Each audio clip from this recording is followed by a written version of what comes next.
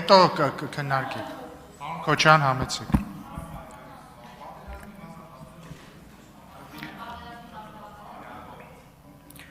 Սիրելի հայրենակիցներ, քանի օր է արդեն շարունակ տարբեր թեմաներ են քննարկվում,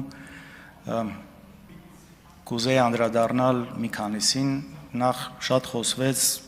քարտեզի հետ կապված եւ այսպես հարցադրումներով, այսպես պատրանք ստեղծելով կամ մարդկանց նորից այսպես մոլորեցնելու ինչ որ փորձեր ա կատարվում, իբր թե ընդդիմությունը չի ճանաչում Հայաստանի Հանրապետության տարածքային ամբողջականությունը։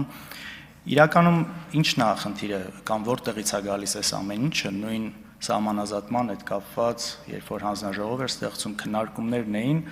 ինչ էինք մենք ասում։ Մենք ասում ենք Նիկոլ Փաշինյանը ճանաչել է Ադրբեջանի տարածքային ամբողջականությունը կոնկրետ քառակուսի կիլոմետրերով։ Այն դեպքում, երբ հակառակը չկա, եթե սխալվում եմ, կարող եք ուղղել, բայց մինչև այսօր ես չեմ լսել, որ Ադրբեջանը կոնկրետ քառակուսի կիլոմետրերով ճանաչի, այսպես ընդհանուր ձևակերպում կա, որ ճանաչում են, բայց կոնկրետ քառակուսի կիլոմետրով չկա, նման բան չեն անում։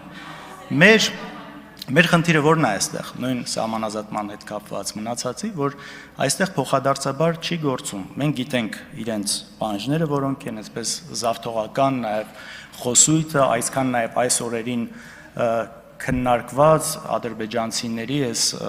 զավթողական քաղաքականության, ադրբեջանցիների Հայաստան գալու թեման նաև դարձավ քննարկման հարց ու ընդհանրապես ինչի է այս թեման դարձել ինչ որ քննարկման թեմա։ Ես համոզված եմ, որ գնանք 20 տարի հետ, 30 տարի հետ, 10 տարի հետ, իրանք այս նույն բաներից խոսել են, ի վերջո այդ արևմտյան Ադրբեջան կոչված իրանց կազմակերպությունը կար, մնացածը կար, բայց սա Հայաստանում չէր դառնում քաղաքական քննարկման թեմա։ Դուք էլ դրանից չէիք խոսում, իշխանություններն էլ չէին խոսում, որովհետև լուրջ չէր ընկալվում այս ամեն ինչը, որովհետև մենք ուժեղ էինք, այսպես հաղթած էինք, ոտներս պինդ էր գետնի վրա,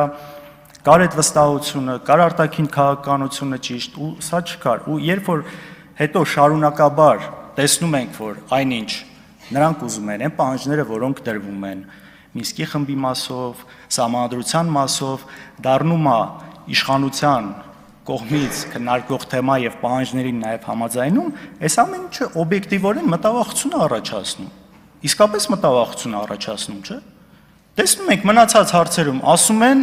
շատ բաներ լինում է։ Իսկ ինչի՞ պիտի մտավախություն չունենանք, որ այս մասով էլ կարող է ինչ որ զիջողական բան լինի ու իմիջիալուց ես շատ ուրախ եմ, որ այսպես կտրուկ ասում եք նման բան չկա։ Բայց մի զարմացեք, թե ինչ է այդ թեման օրակարգում։ Պետք չի զարմանալ։ Այս մասով, որովհետև դա նաև ձեր քաղաքականության արդյունքում է, որ այս ամեն ինչը այստեղ դառնում է քննարկման թեմա։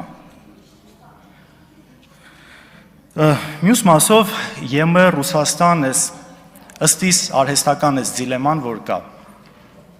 Այս էլ եկեք հասկանանք, ընդհանրապես որտեղից է առաջացել սա։ Հիմա այսօր լսում էի Նիկոլ Փաշինյանը էլի հայտարարում էր այնտեղ Միշուստինի մնացածի ներկայությամբ, որ նման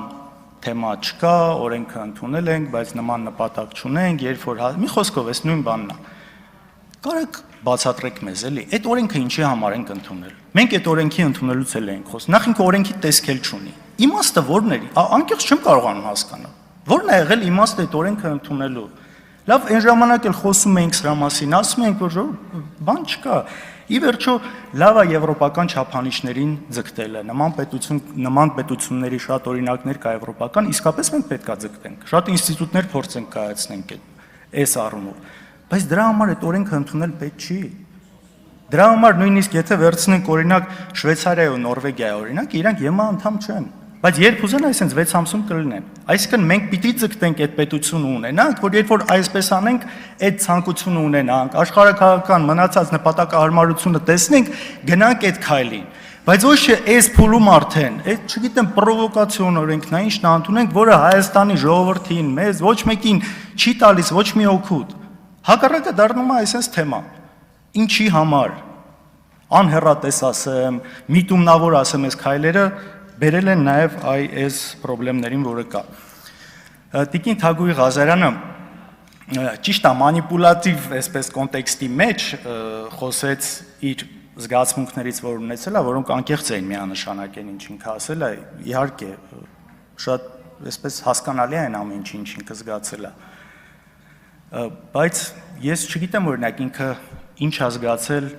կամ ինչ եք մտածում, ինչ են զգացել այն մարդիկ, ովքեր պատերազմի ժամանակ կորցրել են իրենց հարազատներին, հազարավոր զոհեր են ունեցել, դրանից հետո Հայաստանի Հանրապետության վարչապետը գալիս է ամբիոնից ասում է կարող են շուտ կանգնեցնել պատերազմը, ուղղակի նույն արդյունքը կլներ, զոհերը քիչ կլինեն։ Պատկերացնեք այդ մարդիկ ինչ են զգացել։ Կամ դուք ինչ եք զգում, երբ որ տեսնում եք զոհվածների ծնողներին այտենց կարմիր բերետավորներով քաշքշելով տանում են։ Ինչ եք զգում։ Ես ինքս կորցրել եմ քրոջս երեխային, շատ ընկերներ եմ կորցրել։ Հասկանում եք, շատ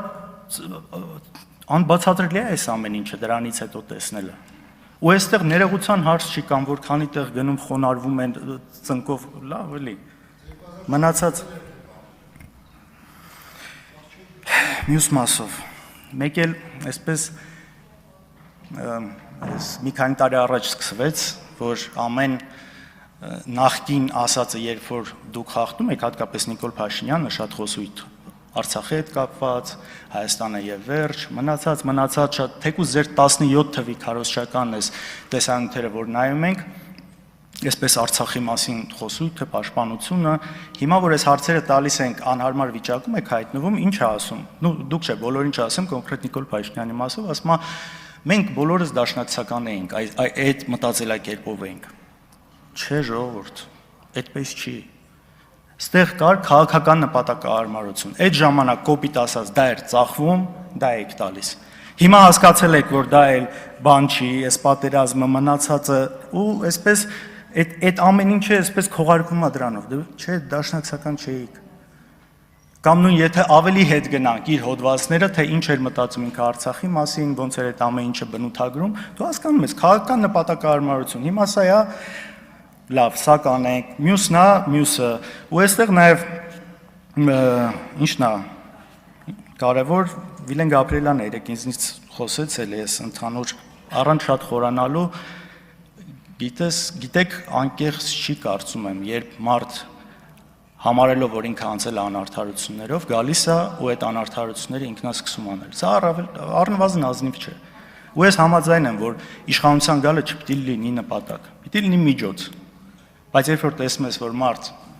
այդ միջոցը օգտագործում է ուրիշ այս այն ինչ ինքը զգացել է, այն ինչ ինքը սխալ է համարել, այն սկզբունքները, որոնք ինքը որդեգրել է, գալիս է ու դրանք չի պահում, այստեղ արդեն հարց առաջանում, որ միգուցե հենց իշխանության գալն է լինում նպատակը։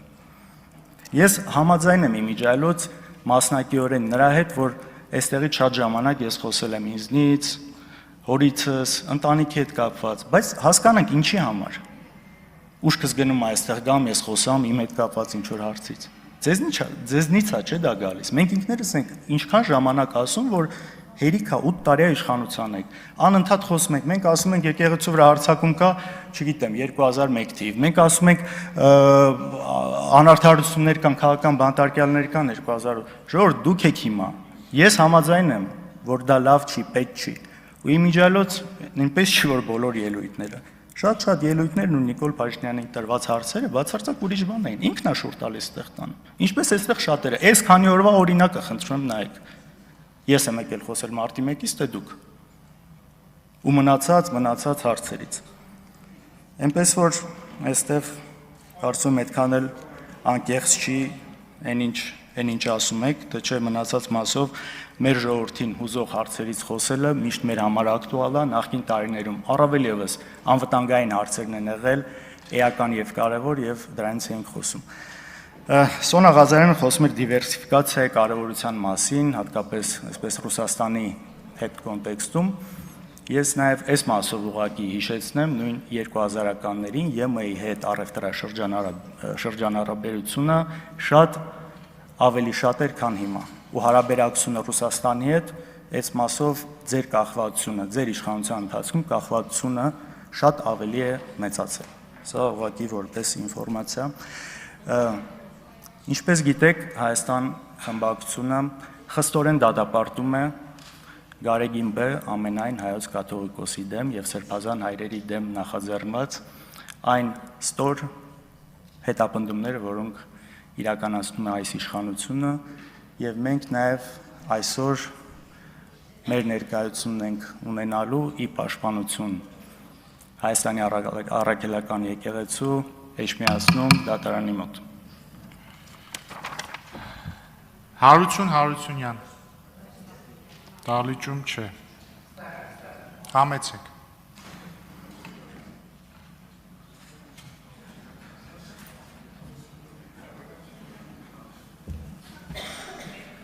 Բարև ձեզ, հարգելի գործընկերներ,